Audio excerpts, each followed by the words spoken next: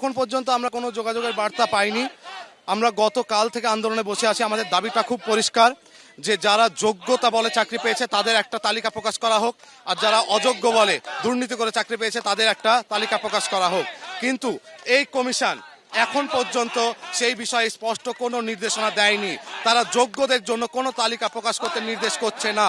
অর্থাৎ এখান থেকে কোথাও যেন একটা বার্তা তারা দিচ্ছে যে আমরা এখনো পর্যন্ত সেই অযোগ্য, সেই দুর্নীতিপরায়ণ, সেই ঘুষ দিয়ে যারা চাকরি পেয়েছে তাদেরকে বাঁচাতে চাইছে বলে এই যোগ্যদের মতামত। আপনাদের তো গতকাল ওএমআর শিট টাঙিয়ে দেবে তেমনই প্রতিশ্রুতি দেওয়া হয়েছিল, এরকম বার্তা পাওয়া গিয়েছিল, যে আশাতে আপনারা অপেক্ষা করছিলেন। সার্বিকভাবে আশাহত এবং সার্বিকভাবে সেটা আমাদেরকে একটা ভুল পথে ভরসা দিয়ে আমাদের সাথে বিশ্বাসঘাতকতা করেছে এই কমিশন, যে আমরা এক সপ্তাহ পরে সমস্ত কিছু ওয়েবসাইটে আপলোড করে দেব বলেছিল। এটা নিতান্তই একটা ভাওতাবাদী আমাদেরকে দেওয়া হয়েছিল।